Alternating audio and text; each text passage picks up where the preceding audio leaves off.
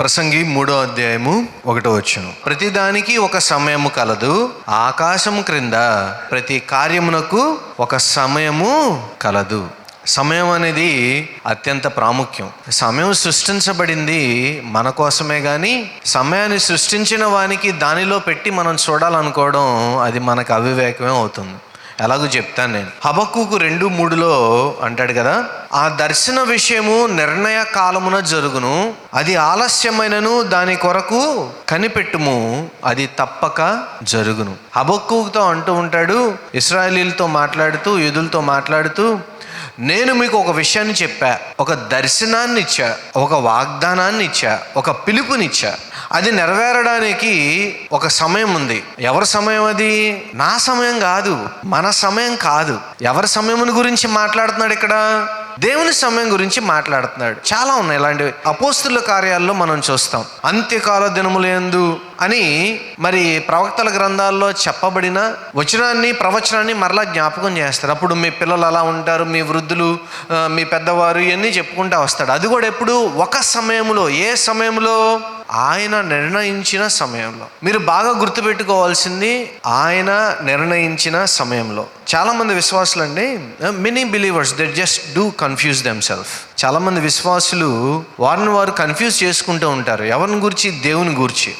మనకు ఒక వ్యూ ఉంటుంది. దేవుడు అంటే అలా ఉండాలి, ఇలా ఉండాలి.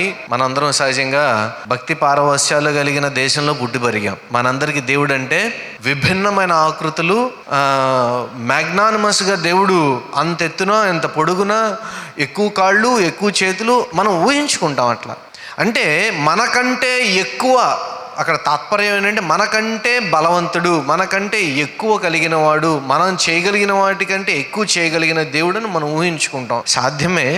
రెండోది ఏంటంటే అది కొంతవరకు వాస్తవమే. కానీ సమయం విషయానికి వచ్చేపాటికి కాస్త గందరగోళం వస్తుంది. మరి నాకంటే సామర్థ్యం కలిగిన వాడు, బలవంతుడైన దేవుడు, నేను ఎప్పుడు అడిగితే అప్పుడు చేయాలని కోరుకుంటాం. చాలామంది ప్రార్థన చేస్తారు, నాకు ఇప్పుడే కావాలని కోరుకుంటారు. దానిలో గల ప్రధానమైన ఉద్దేశం ఏంటంటే, మరి దేవుడు నన్ను సృష్టించిన వాడు కదా, నాకంటే బలవంతుడు కదా, నాకంటే సమర్థుడు కదా, మరి నేను అడిగిన వెంటనే చేయాలి కదా. దేవుడు ఏం వాగ్దానం చేశాడో మనకు తెలుసు, కానీ అది ఎప్పుడు ఎలా నెరవేరుతుందో మనకు తెలియదు. అదే గందరగోళం, అదే సమస్యాత్మకమైన. Most problematic thing is we don't know when they will come to pass. దేవుడు ఏదో యాదృచ్ఛికంగా పనిచేయడు. నేను ఎప్పుడు చెప్తూ ఉంటాను, దేవుడి డిక్షనరీలో దేవుడికంటే ఒక డిక్షనరీ ఉంటే దానిలో కొన్ని పదాలకు తావులేదు. పాపం అని, అబద్ధం అని, కోఇన్సిడెంట్ అని, యాక్సిడెంట్ అని, ఇట్లాంటి పదాలకు దేవుని డిక్షనరీలో అర్థం లేదు. There is nothing coincident, there is nothing accidental in heavens, in the kingdom of God. దేవుని రాజ్యంలో ఇలాంటివి ఏమీ లేవు. అసలు ఎప్పుడు ఇది మనం సహజంగా ఏమనుకుంటామంటే, మనం తరచుకునే అసలు ఇది ఎప్పుడు నాకెందుకు జరుగుద్ది, అసలు దేవుడు దేన్ని నాకు ఎందుకు అనుమతించాడు నా జీవితంలో. ఒక్కోసారి నేను ముందుకెళ్ళట్లేదు, వెనక్కి వెళ్ళిపోతున్నట్లుంది. అవునా కదా? మనం ఏదో సాధించాలని కోరుకుంటాం, కానీ ముందుకు వెళ్తున్నట్లేదు, వెనక్కి వెళ్ళిపోతున్నట్టు. ఎవరో మనల్ని వెనకాల పట్టుకుని, నేను పరిగెడుతున్నాను, కానీ పరిగెడుతున్నా ఎక్కడుండాలో అక్కడే ఉన్నాను. అంటే నా పరుగు పందెం జరుగుతుంది, నేను కష్టపడుతున్నాను, నేను పరిగెడుతున్నాను, కానీ ఆ గమ్యం దగ్గరికి వెళ్ళట్లా. ఎందుకని? ఎవరో నన్ను వెనకాల పట్టుకుని ఉన్నారు. ఎవరో వెనకాల పట్టుకుంటే ఎంత పరిగెట్టిన ఎక్కడికి వెళ్తే అక్కడే ఉంటా కదా. దేవుడు కాలాల ప్రకారం పనిచేస్తాడు. షార్ట్ కట్లు అనేవి ఆయనకి లేవు. ఆయనకి ఇట్లా వెళ్తే వస్తుంది, అట్లా వెళ్తే వస్తుంది అని మనం చెప్తాం, ఆయన దగ్గర ఏం లేదు. కాబట్టి నేను కొన్ని పదాలను చెప్తా. ఇవన్నీ బైబిల్లోంచి ఉన్నవే, కొత్తగా నేనేమీ తీసుకురావట్లేదు. అక్కడక్కడ దేవుడు చెప్పిన మాటల్లో నుంచే మనం దాన్ని చూద్దాం. యోహాను సువార్త 15:2 నాలో ఫలింపని ప్రతి తీగను ఆయన తీసి పారవేయును, ఫలించు ప్రతి తీగే మరి ఎక్కువగా ఫలింపవలనని దానిలోని పనికిరాని తీగలను తీసివేయును. ప్రతి మనిషికి కాలాలు ఉంటాయని చెప్పుకున్నాం కదా. ఇందాక మనం ప్రసంగి 3:1 చదివినప్పుడు ఏమనుకున్నాం? ప్రతి మనిషి జీవితంలో దేవుడు కొన్ని కాలాలను నిర్ణయించాడు. ప్రతి దానికి ఒక సమయం కలదు, ప్రతి ప్రయత్నానికి కూడా ఒక సమయం కలదని చెప్పుకున్నాం. ఇప్పుడు నేను మీకు 7 కాలాల గురించి చెప్తా. మొట్టమొదటిది ప్రూనింగ్, కటింగ్ అనమాట. ప్రూనింగ్ అంటే ఏంటి? శుభ్రం చేయడం. రెండవది కాస్త లోతుగా శుద్ధి చేసే కాలం, రిఫైనింగ్ సీజన్. మెటల్లో ఉన్న పనికిరానివి తీసేయాలంటే ఏం చేస్తారో తెలుసుగా? మీకు వాటిని తీసుకొని ఫర్నేస్లో వేసి కాలుస్తూ ఉంటారు. ఎంతవరకు కాలుస్తారంటే పనికిరాని మెటలు, పనికిరాని వస్తువులు ఏవైతే ఉన్నాయో నల్లగా పైకి తేలుకుంటూ వస్తాయి. చూడంగానే కనపడతా ఉంటుంది, నల్లగా పనికిరానిది పైకి వచ్చినప్పుడు దాన్ని ఏం చేస్తాడు, తీసి పక్కన పారేస్తాడు. అంటే దేవుడు ఏం చేస్తాడంటే మనుషుల్ని నిర్మలులను చేస్తాడు. ఆయన ఉద్దేశాలు నెరవేర్చబడడానికి, మన వైఖరి మారడానికి, బలపరచబడడానికి, గుణం పరీక్షించడానికి దేవుడు ఏం చేస్తాడంటే మనల్ని తీసుకుని వెళ్ళి బంగారంలాగా, వెండిలాగా కాల్చి మనల్ని శుద్ధి చేస్తూ ఉంటాడు. దేవుడు మనల్ని కాల్స్తున్నాడు, శుద్ధి చేస్తున్నాడు, సిద్ధం చేస్తున్నాడు అంటే దాని ఉద్దేశం ఏంటండి? Is preparing us for something better and something beautiful and something good. మూడవ కాలం ఏంటంటే ట్రస్ట్. మూడో కాలం ఏంటంటే అరణ్యకాలం. దేవుడు ఈ సందర్భంలో మనకేం చెప్తాడంటే నువ్వు నన్ను నమ్మాలి అని చెప్తాడు. ద్వితీయోపదేశ కాండము 8వ అధ్యాయము 2వ వచనం, మరియు నీవు ఆయన ఆజ్ఞలను గైకొందువో లేదో నిన్ను శోధించి నీ హృదయములోనున్నది తెలుసుకొనుటకు నిన్ను అణచు నిమిత్తమును అరణ్యములో ఈ 40 సంవత్సరములు నీ దేవుడైన యెహోవా నిన్ను నడిపించిన మార్గమంతటిని జ్ఞాపకము చేసుకొనుము. వీళ్ళని 40 సంవత్సరాలు అరణ్యం అంటాం కంటే ఎడారంటాం నయమేమో. కొండలో గొట్టలో నీళ్లు లేని ప్రదేశము, తినటానికి తిండి లేని ప్రదేశం, దారి లేని రోడ్లు. వీళ్ళే కొత్తగా దారి చేసుకున్నారు కొన్ని చోట్ల. ఎందుకు నడిపించాడంటండి? అక్కడ ఆయన చెప్పాడు, నిన్ను శోధించి నీ హృదయములోనున్న వాటిని తెలుసుకొనడానికి. మొదటిది. 2, నిన్ను ఏం చేయాలంటండి? ఈయన ఏం చేశాడంట? వాళ్ళని అణిచే నిమిత్తం. అసలు దేవుడు మనిషిని అణిస్తే అసలు మనం ఎక్కడ ఉంటాం చెప్పండి? మన కాలు కింద చేమ పెసర వెళ్ళినట్టు పెసర ఉంటాం. కానీ ఆయన కూడా చాలా సాఫ్ట్గా అణిచిపెట్టాడు అనమాట. 40 సంవత్సరాలు పట్టింది. నీ హృదయమును నీ హృదయములో ఏముందో తెలుసుకోవడానికి అణిచి నిన్ను అరణ్యంలో 40 సంవత్సరాలు తిప్పుతాడు. దేవుడు ఒక్కొక్క సందర్భంలో మన జీవితాల్లో ఈ అరణ్యాన్ని ఆయన అనుమతిస్తాడు. ఎందుకో తెలుసా? మనల్ని అణచడానికి మాత్రమే కాదు, టు టెస్ట్ అవర్ హార్ట్స్. మీ విశ్వాసపు లోతు ఎంత? మీ విశ్వాసంలో ఎంత బాగున్నారు? ఎంతకాలం మీరు ఆయన నమ్మగలరు? మత్తయి సువార్త 4వ అధ్యాయం 1వ వచనంలో ఈ విధంగా చూస్తాం. యేసు అపవాది చేత శోధింపబడడానికి ఎక్కడికి వెళ్ళాడంట? సిటీలోకి వెళ్ళాడా? అరణ్యంలోనికి వెళ్ళాడు. అక్కడ టెస్టింగ్ అనేది ఉంది. ఏమంటే ఒక్కోసారి మనకేమవుతుందంటే అరణ్యం అంటే వదిలేయడం కాదు, గుర్తుపెట్టుకోండి. అరణ్యం అంటే దేవుడు ఎడారిలోనికి, అరణ్యంలోనికి నడిపించినప్పుడు వదిలేయడానికి కాదు, ఆయన ఒక బాధ్యత తీసుకుంటున్నాడు మన మీద. ఏమిటి ఆ బాధ్యత? మనల్ని బాగు చేయాలి, సిద్ధం చేయాలి. మనల్ని బాగు చేయాలి, మార్చాలి. ఒక్కోసారి మనం చేసే ప్రార్థనలకి జవాబు రానట్టుగా అనిపిస్తుంది, ఒక్కోసారి మనకి దారి కనిపించదు. అలాగే అవసరాలు ఏ రోజుకు ఆ రోజు తీరుతున్నట్లుగా ఉంటుంది. మనం ప్రార్థన చేస్తాం, ప్రభువా నాకు ఒక్కసారి ఒక 100 కోట్లు ఇచ్చేయి, అది చేసేస్తాను. కానీ దేవుడు ఏ రోజు డబ్బులు ఆ రోజు ఇస్తూ ఉంటాడు, ఏ రోజు ఫుడ్ ఆ రోజే పెడుతూ ఉంటాడు. ఎందుకు అనిపిస్తూ ఉంటుంది కదా, మనందరికీ ఉంటుంది ఆలోచన. ఓ 10 కోట్లు వస్తే సమస్యలన్నీ తీరిపోతాయి, 100 కోట్లు అయితే సమస్యలన్నీ తీరిపోతాయి, అవి ఉంటాయి అనుకుంటాం. మన ఊహల్లో మనకు అవన్నీ ఉంటాయి. కానీ దేవుడు ఏం చేస్తాడంటే అరణ్యంలోకి నడిపించి మన హృదయమును తెలుసుకునే నిమిత్తము, మనల్ని మన నమ్మకాన్ని తెలుసుకుని మన విశ్వాసం పెంచే నిమిత్తం ఆయన ఏం చేస్తాడంటే ఏ రోజుది ఆ రోజు ఎవ్రీడే ప్యాకెట్ ఆ రోజున పడిద్ది.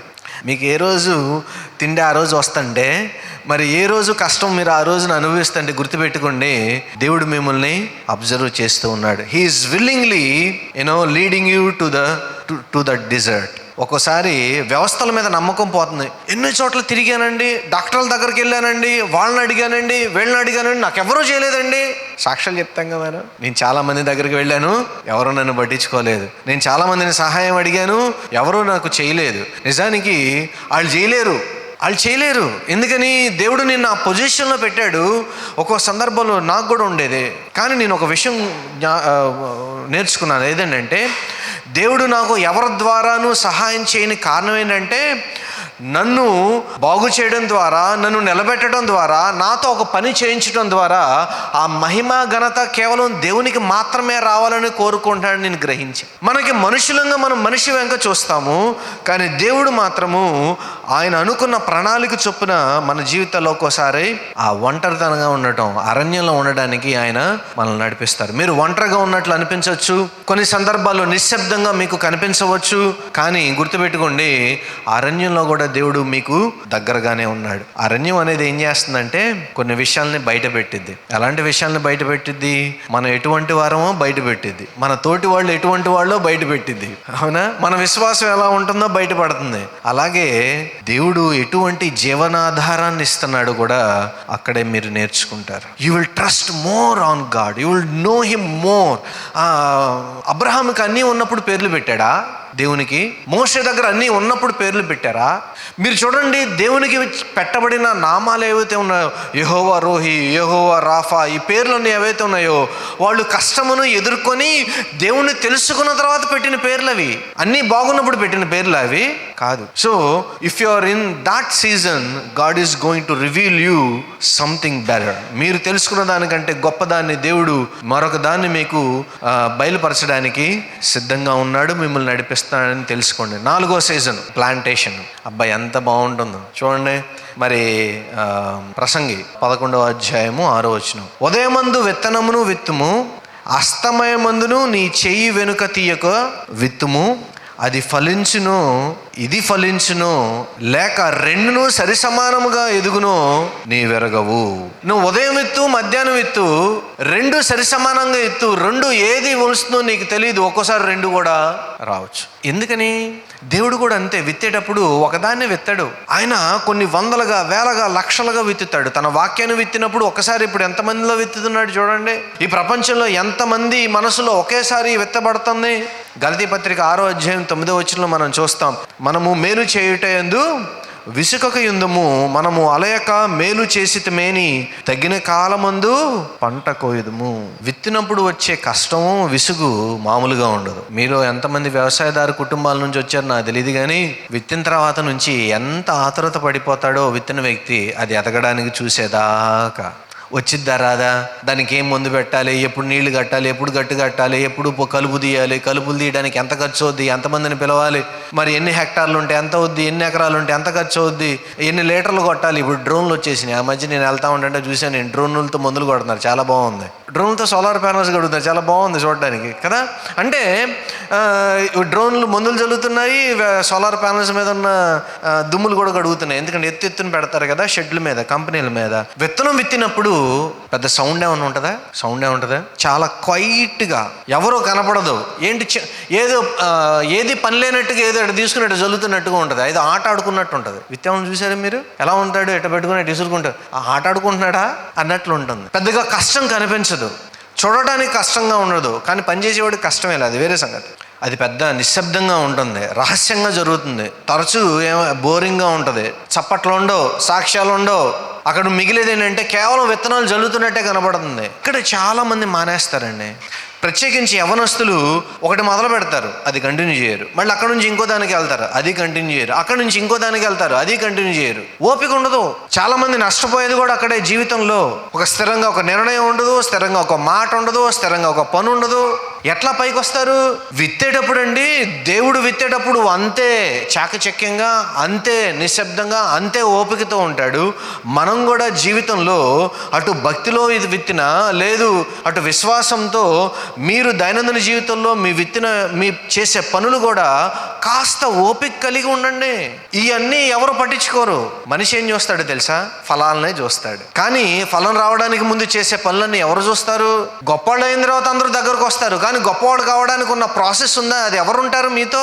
దేవుడు కాక ఎవరు ఉంటారండి? ఎవరు ఉండరు, ఉండలేరు. మనిషి అసలు ఉండాలని కోరుకోవడం కూడా తప్పే అంటాను నేను. ఎంతమంది సహాయం చేయగలరు? ఎన్నిసార్లు సహాయం చేయగలరు? చేయలేరు కదా. ఫలితాలు కనబడక ముందే విశ్వాసం చూపించాలండి. విశ్వాసం అనేది ఫలితాలు వచ్చిన తర్వాత కాదు. ఒకవేళ అలా చేసినట్లయితే మీరనే బయట వారికి తేడా ఏంటి చెప్పండి? విత్తినప్పుడు ప్రభువా నేను విత్తాను, ఈ పని చేశాను, ఇది ఎలా వస్తుందో నాకు తెలియదు, కానీ నేను నిన్ను నమ్ముతున్నా. నా కష్టం మీద నేను నమ్మకం ఎంత పెట్టుకుంటున్నానో దానికంటే అధికంగా నేను నీ మీద విశ్వసిస్తూ ఉన్నా. ఎందుకంటే ఈ విత్తనం ఈరోజు కాదు రేపు పెరుగుతుంది, ఈరోజు కాకపోతే రేపు మొక్క అవుతుంది, చెట్టు అవుతుంది, ఫలం వస్తుందని ఎదురు చూస్తూ ఉన్నా. పరలోకం ఏం లెక్కేస్తుందో తెలుసా? పరలోకము విధేయతను లెక్కిస్తుంది, లోకం ఫలితాలను లెక్కిస్తుంది. మరలా చెప్తున్నాను, పరలోకము విధేయతను లెక్కిస్తుంది, లోకము ఫలితాలను లెక్కిస్తుంది. మనం అందరం లోకంలో ఉన్నాం కాబట్టి ఫలితాలు కోరుకోవడం తప్పని నా ఉద్దేశం కాదు. కానీ విధేయత లేకుండా, వెత్తకుండా, కష్టపడకుండా, శ్రమపడకుండా, ప్రార్థన చేయకుండా, విశ్వాసం ఎదగకుండా ఫలాలు ఎక్కడి నుంచి వస్తాయి? ఆ తర్వాత 5వ కాలం హార్వెస్టింగ్. దేవుడు మనకి ఏం చెప్తాడంటే యూ హ్యావ్ టు రిమెంబర్ అని చెప్పే కాలం ఇది. కీర్తన 126, 5-6. కన్నీళ్లు విడిచుచు విత్తువారు సంతోషగానముతో పంట కోసెదరు. మనందరికీ చాలా ఇష్టమైంది. ఇందాకేం చెప్పుకున్నాం, విత్తేటప్పుడు మనందరికీ ఎదురు చూపులు ఉంటాయి. నిశ్శబ్దంగా చేస్తాం, పెట్టుబడి పెడుతున్నాం, అది చేతికి వస్తుందో లేదో, కష్టపడుతున్నాం, చేతికి వస్తుందో లేదో, నష్టం వస్తుందేమో. నాకు ఒక విచిత్రమైన జనరేషన్ తయారైందని చెప్తున్నాను. విశ్వాసుల గురించే మాట్లాడు. ఏదైనా మొదలు పెడుతుంటే చాలు, నష్టం వస్తే ఏం చేస్తారు అని అడుగుతారు. అసలు ఇదేం ప్రశ్న నాకు అర్థం కాదు. అంటే ముందు జాగ్రత్త అంట. ఇప్పుడు ఆపరేషన్ చేసేవాళ్ళు ఉన్నారు, ఇది జరగకపోతే ఎలా, సరిగ్గా జరగకపోతే చచ్చిపోతాడేమో మొదలు పెడతారా? ఎట్లయితే ప్రపంచంలో ఒక్క ఆపరేషన్ కూడా జరగదు. ఏమండి, మనం బయటికి వెళ్తున్నాం, యాక్సిడెంట్ అవుద్దేమో అనుకుంటావు, అసలు ముందుకు వెళ్తావా? కూరలు ఉండేవాళ్ళు అసలు ఈరోజు బాగా రాదు అని ఎవరైనా కూర వండుతారా? మరి ఇదేం ప్రశ్న? అసలు నాకు అర్థం కావట్లా. విత్తేటప్పుడే నష్టం వస్తుందా లాభం వస్తుందా ఎలా లెక్కిస్తాం మనం? అక్కడ విశ్వాసము పాత్ర ఏమన్నా ఉందా? విత్తేటప్పుడు బాధగా, ఎదురు చూపులతో, కొంత కష్టంగా, కొంత ఆనందంగా, ఇది నా చేతికి వస్తే ఎంతో సంతోషం అని ఎదురు చూపులతో ఎదుగుతాం. అది విశ్వాసం, అది సంతోషం. అంతేగాని విత్తేటప్పుడే ఇది నాశనం అయిపోద్ది, ఇది చేతికి రాదు, ఇది రాకపోతే ఇంకో 10,000 పోద్ది అని ఎప్పుడైనా చూస్తాం మనం? కానీ మనం ప్రాక్టీస్ చేసేది అదే. నేను చెప్పడానికి మీకు హాస్యాస్పదంగా వినడానికి ఉండొచ్చు కానీ but that's what we're doing. 10,000 రూపాయలు పెట్టో, 1,000 రూపాయలు పెట్టో, లేదా 200 పెట్టో, ఏదో పెట్టి చెప్పులు కొని చాలా జాగ్రత్తగా లోపల దాయండి. 6 నెలల తర్వాత, సంవత్సరం తర్వాత దాన్ని బయట తీయండి. అవి ఏమవుతాయి? వేసుకుని ఒక్కడిగేయంగానే ఊడిపోతాయి. ఎందుకు? వాడకపోబట్టి. చెప్పులు తయారు చేసింది తొక్కడానికి, నడవడానికి. ఎంత వాడితే అంతకాలం ఉంటాయి. అవునా? మనకి అతి జాగ్రత్త. మనం నష్టపోతామేమోనని అసలు ఏ నిర్ణయం చెయ్యం. వాడితే పాడైపోతాని ఏమీ వాడం. అసలు ఎందుకు కొన్నట్టు, ఎందుకు ఉన్నట్టు నాకు అర్థం కాదు. మనిషి యొక్క ఆలోచన విచిత్రమైందండి బాబు. ఎంత కష్టపడి కొన్నామో, మరి ఎందుకు కొన్నా? మీరు సంతోషంగా పనులు కోయాలంటే విత్తేటప్పుడు నష్టం ఆలోచనలో పెట్టుకుని విత్తకూడదు. విభిన్నమైన ఆలోచనలతో పని చేయకూడదు. విశ్వాసముతో అడుగు ముందుకు వేసినప్పుడు అప్పుడు దాన్ని మనం పొందుకుంటాం. విత్తేవాడు కన్నీళ్లు విడిచి చూపిస్తాడు. ఎందుకంటే కష్టం ఉంది దానిలో, ఎదురు చూపులు ఉంది దానిలో, ఏమవుతుందో తెలియని పరిస్థితి ఉంది దానిలో. కానీ కోసేటప్పుడు మాత్రం తనకి తెలుసు ఎంత చేతికి వచ్చిందని. పిడికెడు విత్తనములు చేత పట్టుకొని ఏడ్చుచూ పోవాడు విత్తువాడు సంతోషగానము చేయొచ్చు. ఎంత సంతోషంగా దేవుడు మీ 2025, 24, 22, 23 ఈ సంవత్సరాలన్నింటిలో ఎన్ని ఏడుపులు ఏడ్చారో నాకు తెలియదు, ఎన్నిసార్లు రోధించి ప్రార్థనలు చేశారో నాకు తెలియదు. కానీ ఈ సంవత్సరం దేవుడు మీరు ప్రార్థన చేసిన వాటిలో కనీసం కొన్నిటినైనా సంతోషంగా కోసుకునే అవకాశం ఇచ్చును గాక. నిజంగానే అంటున్నాను. ఎందుకంటే మీరు గత కాలంలో విత్తినవి ఈ సంవత్సరం కోసుకుంటారు, ఈ సంవత్సరం విత్తితే వచ్చే సంవత్సరం కోసుకుంటారు. ఈ సంవత్సరం విత్తడం మానే బాగండి. గత కాలంలో విత్తిన వాటి బాపతి ఈరోజు కోసుకుని సంతోషించి అసలు విత్తడం మానేస్తే మరి వచ్చే సంవత్సరం ఏమొస్తాయి? ఏం తింటారు? కోయండి, అలాగే విత్తండి. ఒక చేత్తో కోయండి, రెండో చేత్తో విత్తండి. యోహాను సువార్త 4వ అధ్యాయము 38వ వచనం, మీరు దేనిని గూర్చి కష్టపడలేదో దానిని కోయుటకు మిమ్మును పంపితిని, ఇతరులు కష్టపడిరి, మీరు వారి కష్ట ఫలములో ప్రవేశించుచున్నారని చెప్పాను. ఒక్కొక్కసారి దేవుడు మనం కష్టపడకుండానే కొన్ని ఇస్తాడంట. ఎందుకని? అది ఆయన చిత్తమై ఉంది. దాంట్లో ఏ మాత్రం సందేహం లేదు. పిల్లలు కోసుకుంటారు, పెద్దాళ్ళు ఎత్తుతారు. వాళ్ళు కష్టపడ్డారా? కానీ మనకి సంతోషమేగా. అలాగే దేవుడు కొన్ని సందర్భాల్లో కొంతమంది కష్టంలో కూడా మనకి ఫలితాన్ని ఇస్తాడు. ఎందుకంటే ఆయనకి అది ఇష్టమైంది కాబట్టి. కోతకాలం సంతోషంగా ఉంటుంది, కానీ ఆత్మీయంగా ప్రమాదకరం. గుర్తుపెట్టుకోండి, అది గర్వం తీసుకురావచ్చు.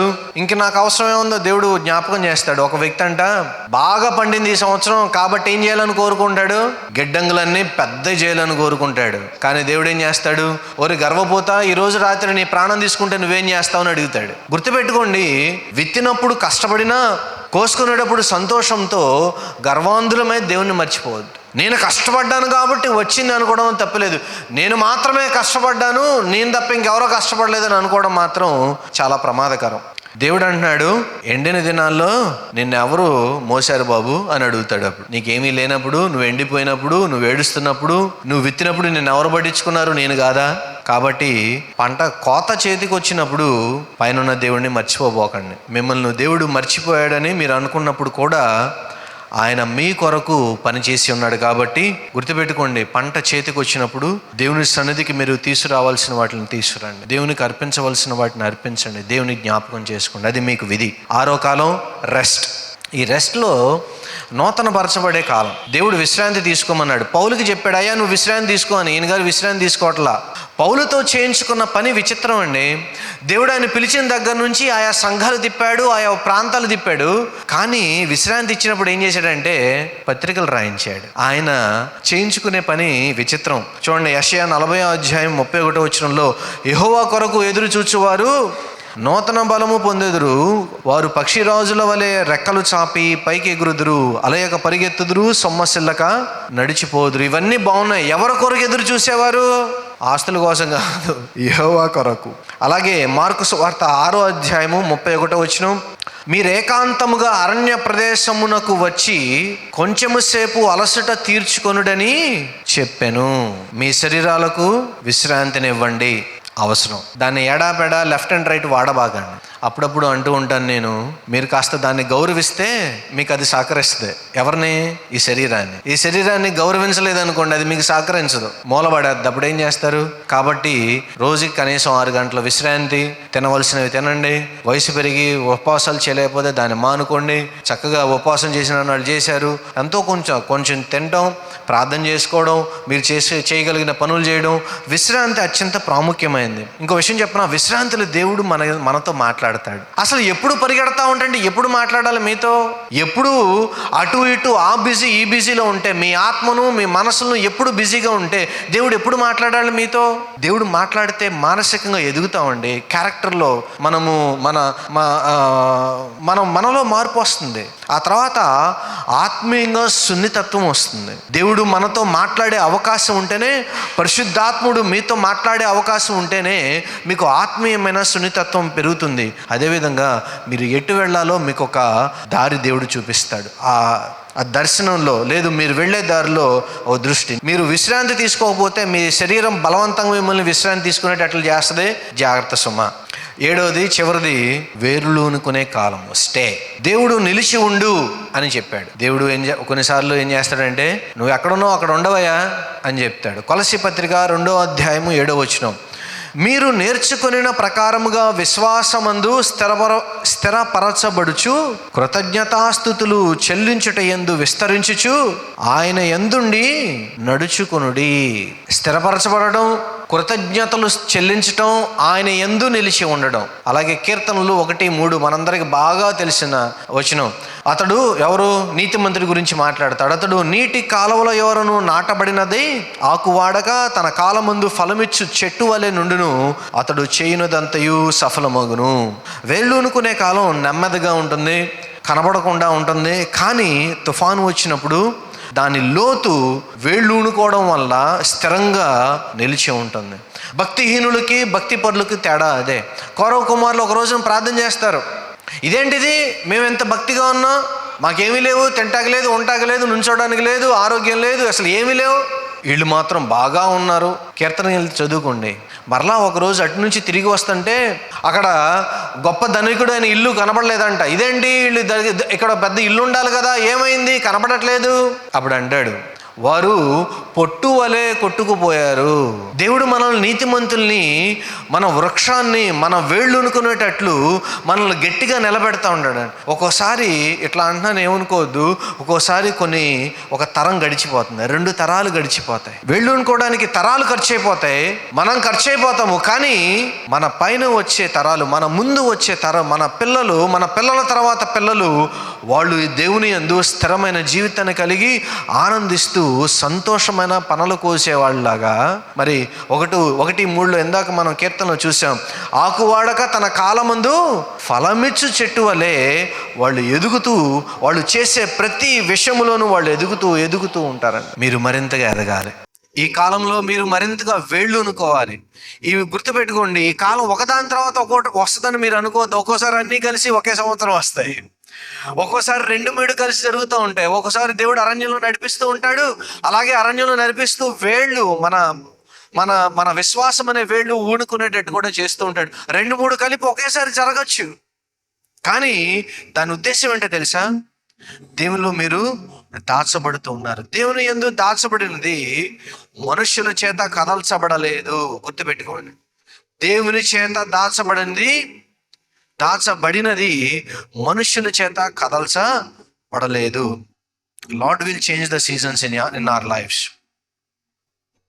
ప్రశ్న, మీరు ఇప్పుడు ఏ సీజన్లో ఉన్నారు? ప్రూనింగా, కటింగా, రిఫైనింగా, ఆ తర్వాత లేదా విల్డర్నెస్సా, ప్లాంటేషనా, నెక్స్ట్ ఏంటి హార్వెస్టింగా, లేదంటే రివార్డా, లేకపోతే చివరిది ఏంటిది అది ఏమంటే రూటింగా? ఏ సీజన్లో ఉన్నారు మీరు? గుర్తుపెట్టుకోండి, మీరు ఏ సీజన్లో ఉన్నా కానీ యు ఆర్ విత్ గాడ్. దేవుడు మీతో ఉన్నారు. మనం అడగవలసిన ప్రశ్న ఏంటో తెలుసా? విశ్వాసులుగా ఈ సంవత్సరం మీరు అడగవలసిన ప్రధానమైన ప్రశ్న, ప్రభువా నువ్వు నాలో నుంచి ఏం బయటికి తీసుకురావాలని కోరుకుంటున్నావు? What kind of product that you want to bring out of me? నాలో నుంచి ఏ విధమైన ప్రోడక్ట్ని, ఏ విధమైన విశ్వాసాన్ని, ఏ విధమైన ప్రార్థన, ఏ విధమైన ప్రకటనను, ఏ విధమైన దాన్ని నువ్వు నాలో నుంచి బయటికి తీసుకురావాలని కోరుకుంటున్నావు? అలాగే నేను నీతో జత కట్టి ఏం సాధించాలి? దేవునితో మీకు జత కట్టడం వచ్చా? నేను ఎప్పుడు అడుగుదాం అనుకుంటున్నాను. దేవుడు మీతో జత కడతాడు, కానీ దేవుడితో మీకు జత కట్టడం వచ్చా? ఆయనతో కలిసి ప్రార్థన చేయటం, ఆయనతో కలిసి పని చేయడం, ఆయనను మీతో పార్ట్నర్గా చేసుకొని ఆ పార్ట్నర్షిప్లో మీరు ఉండండి. You will see a wonderful life, a wonderful future, a wonderful present as well. దేవుడు మొదలుపెట్టిన దాన్ని ముగించక మానడు. మనిషి వద్దనుకున్నా ఆయన దాన్ని వదిలేసేవాడు కాదు. ఏ సీజన్లో మీరు ఉన్నారు, ఏ ప్రోడక్ట్ మీరు బయటికి తీసుకొస్తున్నారు, ఏం చేయాలనుకున్నా God wants to be a partner with you. దేవుడు మీతో ఈ సంవత్సరం పార్ట్నర్గా ఉండి మీ లైఫ్ని మరింత చక్కగాను, అందంగాను, మీరు కోరుకున్న దానికంటే బలంగాను, గట్టిగాను నాటాలని కోరుకుంటున్నాడు.